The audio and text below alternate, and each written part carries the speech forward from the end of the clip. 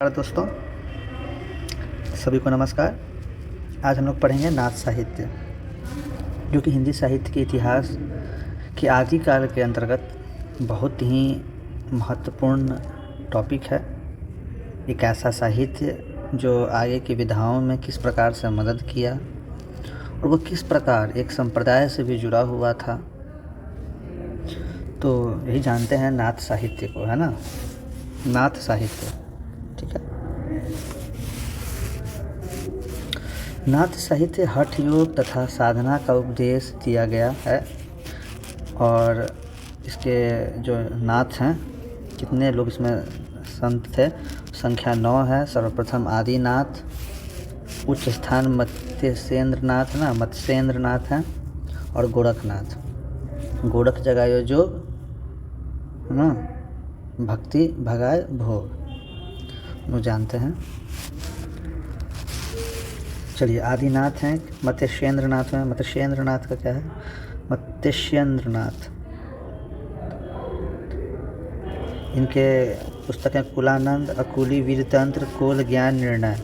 गोरखनाथ, सब्दी, सप्तवार, ज्ञान तिलक, गोरख शतक। जालंधर नाथ, इनकी पुस्तक का नाम है विमुक्त मंजरी, हुंकार गीत। और फिर है गहिनी नाथ, इनके पुस्तक का नाम है गोरक्ष गीता, गहिनी प्रताप। चौरंगी नाथ, जो कि छठे गुरु हैं। प्राण सांगली, इनकी पुस्तक है गोपीचंद्र नाथ, 7वें। और चरपट नाथ 9वें हैं। 8वें हैं भर्तृहरि नाथ।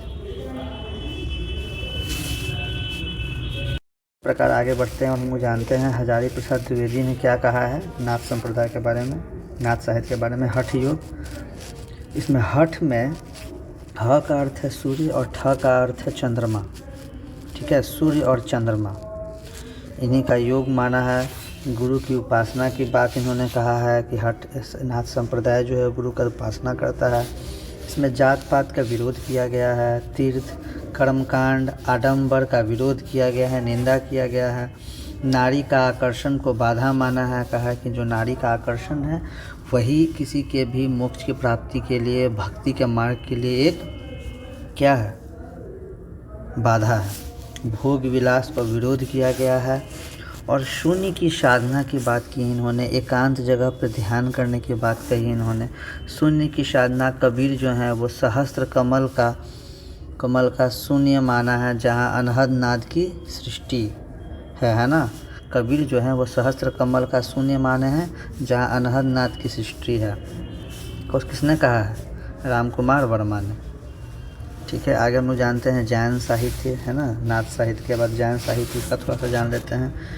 8वीं से 13वीं सदी में पश्चिमी प्रदेश में गुजरात काठियावाड़ में प्रचार हुआ है। उपदेशात्मक की प्रमुखता है ना। सिद्धांत जो है, उपदेश इत्यादि, है ना, कथाओं के माध्यम से अभिव्यक्ति की गई है, ठीक है, यहाँ पर। और जैन जो है वो जीन शब्द से निकला है।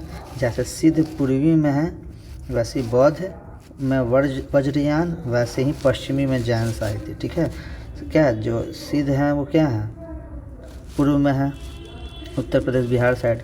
बौद्ध जो है वज्रयान संप्रदाय से जुड़ा हुआ है, ठीक है। और वैसे ही पश्चिमी में जैन साहित्य का बात करते हैं। तो जैन साहित्य के प्रमुख कवि, जो कि बहुत पुस्तक इन लोग का पूछा जाता है, आचार्य देवसेन जो है इनका श्रावकाचार्य है, ठीक है, श्रावकाचार्य। शालिभद्र सूरी इनका भरतेश्वर बाहुबली से, है ना, स्वयंभू, ठीक है। अपभ्रंश के प्रथम कवि इनको माना गया है ना, रामकुमार वर्मा ने माना है। तो ये स्वयंभू जो हैं वो पौमचरियु, है ना, रिठ्ठे मणिचरियु और स्वयंभू दास पुस्तक लिखे हैं। पुष्पदंत जो हैं वो कोषाग्र ग्रंथ, है ना। पुष्पकोश याद रखना है। जसहर चरियु, गय कुमार चरियु, ये पुष्पदंत के बहुत पूछता है क्वेश्चन। और स्वयंभू का भी पौमचरियु, रिठ्ठे मणि और स्वयंभू, ये दोनों तो आप कर सकते हैं। पौमचरियु याद रखिएगा, पौमचरियु। हेमचंद्र का हेमचंद्र शब्दानुशासन। सारंगधर का है क्या, हम्मीर रासो, ये भी बहुत पूछता है। सारंग, हमारा हम्मीर रासो, हम्मीर हमारा, सारंग हमारा, सारंग सारंगधर। लक्ष्मीधर कौन हुआ, प्राकृत और पैंगलम। मेरुतुंग, है ना, मेरुतुंग क्या हुआ, प्रबंध चिंतामणि, है ना।